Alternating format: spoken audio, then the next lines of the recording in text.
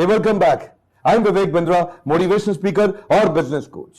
आज हम बैठे हैं ब्रिगेडियर डॉक्टर अरविंद लाल जी के साथ। डॉक्टर अरविंद लाल, आप जानते हैं आज पैथ लैब के विषय में देश में इन्होंने कितना नाम बनाया है, रिलायबल एक ब्रांड तैयार किया है। पद्मश्री डॉक्टर अरविंद लाल, मेरा आपसे पहला प्रश्न, कुछ अपनी अमेजिंग जर्नी के बारे में बताइए। मेरी journey, well 1949 is the year I was born in, और जो लैब है वो भी 1949 में मेरे फादर ने स्टार्ट करी थी। तो जो लैब और मैं, हम एक ट्विंस की तरह हैं। So that is probably the reason why we both get along with each other so well. आपने कब ज्वाइन किया? मेरे फादर की डेथ 1977 में हुई, तो उस वक्त मैं एएफएमसी पे लेक्चरर था, पैथोलॉजी पे। एएफएमसी का असिस्टेंट वार्डन भी था। प्रोफेसर रहते हुए, लेक्चरर रहते हुए एंटरप्रेन्योरियल एबिलिटीज कहाँ से आई? तो अपने आप जब सिर पे पड़ती है ना, तो फिर हर एक को करना पड़ता है। तो एक लैब से दूसरी लैब कब शुरू करी पहली दफा? एक से दूसरी लैब तो मेरे ख्याल मैंने आई थिंक 90s में, और फिर एक हमने लैब एक अस्पताल के अंदर ली, कानपुर में। एक डॉक्टर द्विवेदी, उनकी अभी डेथ हुई थी, तो उनके साथ करी। ये आपकी तीसरी लैब थी? और हमारी तीसरी लैब थी। पहली लैब हमने गुड़गांव में खोली, दूसरी लैब हमने खोली नोएडा में, तीसरी चौथी प्रीत विहार और एसटीए में, और फिर वी नेवर लुक्ड बैक। आज की तारीख में 208 लैब्स हैं हमारी, और हमने कोई 1.65 crore patients last year test करे। एक दिन में हमारा जो पेशेंट वर्कलोड है वो इजीली 65 से 70 हज़ार हो सकता है। तो ये जो बिजनेस है, इसमें तो कई मैल प्रैक्टिसेस चलती हैं, और कहीं जब तक आप टाई अप्स नहीं करें, जब तक आप कट ना दें, क्षमा चाहता हूँ कठोर प्रश्न आपसे अचानक पूछ लिया, तो आप ऐसे बिजनेस में कैसे सर्वाइव भी किए, और न केवल सर्वाइव किए, you have remained undisputed number 1 in the country. उसपे विवेक जी, कोई अगर आप ये चीज एक बारी ठान लो कि ये चीज मैंने नहीं करनी, मैंने इस पथ पे नहीं चलना, और आप उससे दूर रहोगे। कई बारी हमने हजारों करोड़ों रुपए गंवाए भी होंगे क्यों हमने ये काम नहीं करा। पर अल्टीमेटली देखिए, आज आपको फिगर्स बता रही हैं कि we are the number 1 lab out of 1 lakh labs in India. आपने कभी कमीशन नहीं दिया? कभी किसी को कमीशन नहीं दिया, ना ही हम कभी किसी को कहते हैं। बल्कि मैंने एक कोड ऑफ एथिक्स, मैं फिकी के हेल्थ केयर का चेयरमैन हूँ, तो मैंने कोड ऑफ एथिक्स लिखवाया है, और यहाँ पे भी लिखा है। पहले मैं नैट हेल्थ में भी प्रेसिडेंट था, उनसे लिखवाया है मैंने कि ये डॉक्टरी प्रोफेशन में किसी को किकबैक्स ना देने चाहिए, ना किसी को लेने चाहिए। नॉर्मली डॉक्टर्स इतना ग्रो नहीं करते हैं अपने प्रोफेशन में, क्योंकि वो प्रोफेशनल्स हैं, सेल्फ एम्प्लॉयड हैं, जितने पेशेंट देखेंगे उतना कमाएंगे, जितना काम करेंगे उतना कमाएंगे। पर आपने इतना बड़ा बिजनेस मॉडल भी खड़ा किया, और देश में इतना तेज एक्सपैंड भी किया, इसके लिए आपने प्रोफेशनल टीम भी बनाई होगी। थोड़ा इसके बारे में शेयर करिए कुछ लर्निंग। तो मुझे ये पता था कि हम पैथोलॉजी में सबसे आगे हैं। सैकड़ों टेस्ट लेके आए पहली बारी इंडिया में, जैसे अपने थायराइड टेस्ट है। अब तो कहते हैं ना, हर कूचे गली में हो सकता है, पर हमारे वक्त, मेरे आने से पहले थायराइड टेस्ट एक प्राइवेट लैब में नहीं होता था। आपने नया टेस्ट सुना होगा उसके बाद, not so new now, lipid profile. जो लिपिड प्रोफाइल का जो नाम है, ये मैंने कॉइन करा है सारे इंडिया में। और इसमें कोलेस्ट्रॉल और ट्राइग्लिसराइड के उसके आगे HDL, LDL, VLDL कोलेस्ट्रॉल करने वाला इंसान सबसे पहला मैं था। तो हमने ऐसे सैकड़ों हजारों टेस्ट और इंट्रोड्यूस करे। आपने कई ऐसी चीजें तो सबसे पहले करी, तो 2-3 बताइए जरा। एक तो ये आप थायराइड टेस्ट बता रहा हूँ, उसके बाद ऑस्ट्रेलिया एंटीजन HPSAG, उसके बाद लिपिड प्रोफाइल, उसके बाद और भी हार्मोन्स हैं। आपको ताज्जुब होगा ये जान के कि हमारे पास लेडीज आती थी, और उनके हस्बैंड साथ आते थे, कहते डॉक्टर साहब हमें 2 साल शादी के हो गए, हमारा बच्चा नहीं होता, तो अब आप कोई टेस्ट बताइए। तो नेचुरली पहले हम हस्बैंड से स्टार्ट करते हैं उसका स्पर्म काउंट करना। पर आपको ये ताज्जुब होगा कि हमने एक पहली बार इंडिया में टेस्ट करा सीरम प्रोलैक्टिन। वो लेडी के ब्लड से हम टेस्ट करते हैं, और वो भी थायराइड की तरह एक रेडियो RIA का टेस्ट था।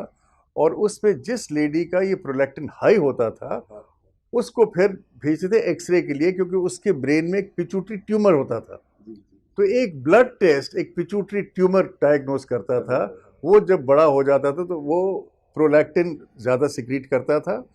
फिर जो उनके एंडोक्रिनोलॉजिस्ट थे वो उनको एक दवाई देते थे, ब्रोमोक्रिप्टिन, जिससे वो कम होता था और Then she'll be able to conceive. उसके बाद वो लेडी कंसीव कर लेती थी। वैसे आपका बिजनेस तो काफी सीजनल बिजनेस भी रहता होगा, मुझे लगता है जब बारिशें ज्यादा होती हैं जुलाई, अगस्त, सितंबर, मई, जून, उस समय काफी ज्यादा मुझे लगता है बिजनेस अचानक बढ़ता होगा। हमारे साथ ही नहीं, ये सारे हिंदुस्तान की कथा है। आजकल जो एक कहते हैं ना समय ने पलटा खाया, वो टाइम है एनसीडीज का, नॉन कम्युनिकेबल डिजीजेस या लाइफस्टाइल डिजीजेस, जिसमें डायबिटीज अव्वल है, उसके बाद हाई ब्लड प्रेशर, उसके बाद कार्डियक डिजीज, उसके बाद कैंसर, लिवर, किडनी, लंग्स और स्ट्रोक। इससे प्रिवेंटिव हेल्थ चेकअप का भी इंडस्ट्री काफी बढ़ रहा होगा। इंडिया में जो होता है वो पेशेंट पहली बारी टेस्ट कराता है जबकि एडमिट हो जाता है हॉस्पिटल में, पर कम से कम इस एज ग्रुप में which is more than 30 years of age, you should go to people like doctor Lal at least once in a year. और किस किस तरह के टेस्ट कराने चाहिए? ये टेस्ट है जी ब्लड शुगर के, फास्टिंग और पीपी, उसके बाद कोलेस्ट्रॉल, लिपिड प्रोफाइल वगैरह हुए, लिवर के टेस्ट हुए, किडनी के टेस्ट हुए, ऐसे जो टेस्ट हैं ये कराने चाहिए। और अगर आपकी फैमिली में कोई हिस्ट्री है, कोई और टेस्ट है, तो वो भी हम कर सकते हैं। कुछ अपने बिजनेस लैंडमार्क्स के बारे में शेयर करिए। खैर बहुत सारे लैंडमार्क्स हैं। 1979 में हम लोगों ने एक कॉन्सेप्ट चेंज कर दिया। आपके जो हीमाटोलॉजी टेस्ट होते हैं, जैसे हीमोग्लोबिन हुआ, आरबीसी, डब्ल्यूबीसी काउंट है, तो ये पहले हम एक चेम्बर पे करते थे और मुंह से उसको ब्लड लेके खींच के उसमें डाल के माइक्रोस्कोप में देखा करते थे। तो ये एक कूल्टर काउंटर आया जो सबसे पहली बारी हमने इंडिया में लगाया, जो कि ऑटोमेटिकली आरबीसी और डब्ल्यूबीसी काउंट कर सकता था। तो ये आपने बड़ा R&D सेंटर बिल्ड किया होगा ये सब करने के लिए। सो R&D तो खैर तब क्या था, तब इंडिया में कुछ मिलता ही नहीं था। सो जितने भी, for example blood sugar test करने के लिए आपको ब्लड शुगर रिएजेंट अपने आप बनाना पड़ता था। मैं सारी कंपनी से उनका रॉ मटेरियल खरीदता था, और क्योंकि बायोकेमिस्ट्री में मैं माहिर था तो मैं अपने आप सोल्यूशन वगैरह बनू के उसके बाद टेस्ट करता था। आजकल आपने लिवर फंक्शन टेस्ट सुना होगा, उसमें एक टेस्ट होता है SGOT और एक टेस्ट होता है SGPT।